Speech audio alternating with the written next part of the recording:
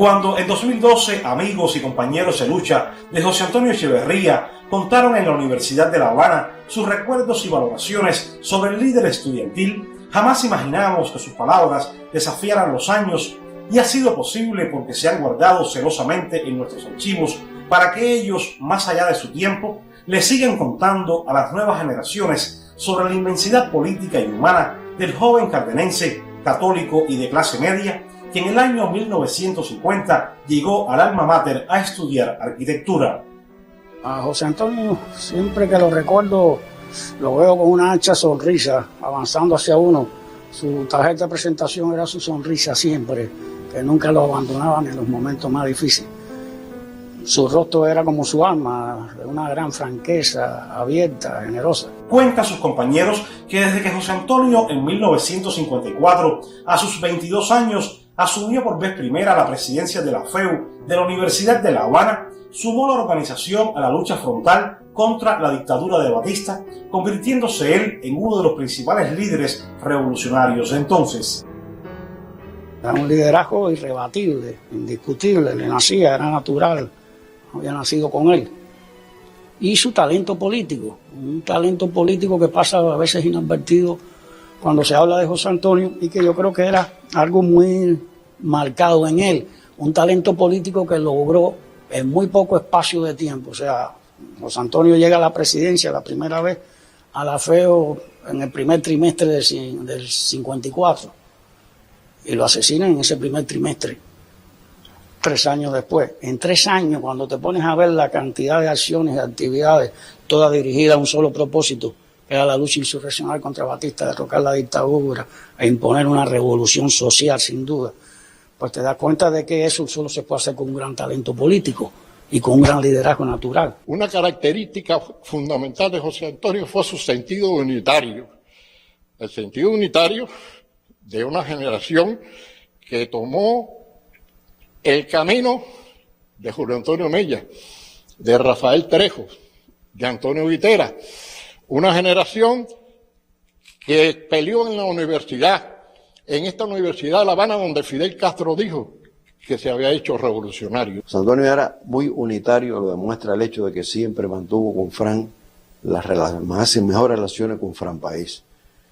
Y cuando él regresa de firmar la Carta de México con el comandante en jefe, a los 2 días da la orden de comenzar a aplicar aquí en La Habana el plan acordado con Fidel, y es cuando se produce el comando del directorio a justicia en el Caballería Montmartre a Blanco Rico. El día ese por la tarde me dice Rolandito, recoge todo documento comprometedor que pueda haber aquí en la casa, porque lo que va a caer aquí en la casa nosotros, no sepa, nosotros fuimos los ejecutores del atentado, va a ser terrible. Pero la lucha de José Antonio no solo fue política, sino de acción. Además de enfrentarse a la policía batistiana que lo golpeó e hirió, fue combatiente internacionalista en Costa Rica a principios de 1955, y ese mismo año estuvo involucrado en un intento por tomar el Palacio Presidencial. El primer ataque que se iba a realizar al Palacio Presidencial fue el 4 de agosto de 55. Ese día, cuando ya José Antonio íbamos a avisar donde teníamos los compañeros acuartelados, jamás podré olvidar esto, y quisiera que el día me llegue la hora definitiva tuviera mi mente clara para recordar esta palabra. En Infante y San Lázaro me ve un poco nervioso, lógicamente, íbamos a saltar Palacio Presidencial ese día. Y me dice, Rolandito, maneja con cuidado que vamos a escribir una página más gloriosa de la historia de Cuba en el día de hoy. Jamás olvidaré eso. La característica fundamental que se conoce de José Antonio era que era un hombre muy audaz, de una valentía extraordinaria. Pero José Antonio fue integral.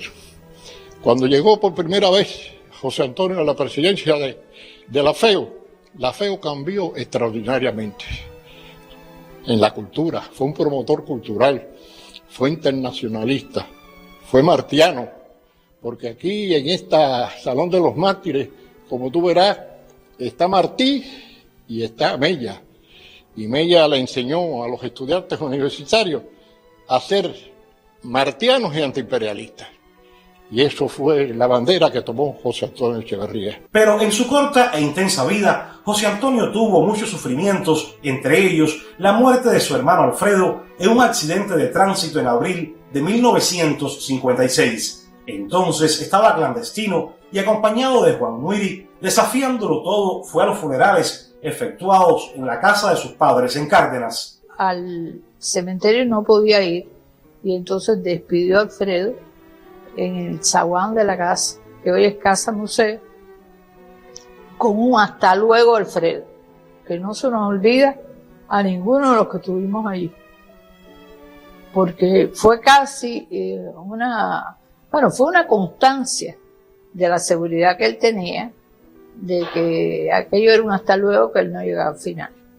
Y 11 meses después, el 13 de marzo de 1957, tras tomar la emisora Radio Reloj, José Antonio cayó en combate muy cerca de la Universidad de La Habana, sembrándose para siempre en nuestra historia. José Antonio Echeverría, para nosotros, para la juventud estudiantil, para la revolución, estará siempre presente en el pensamiento y en el corazón de todos los cubanos. Y así lo sigue siendo, porque el eterno líder de la FEU es uno de los grandes símbolos de nuestras luchas, un joven que junto a estos sus compañeros y amigos y toda una generación, hace ya más de 70 años, bajó la escalinata para combatir a la tiranía y hacer posible el triunfo de la revolución en Cuba. Talía González, Junel López y Wilmer Rodríguez, Canal Cubano de Noticias.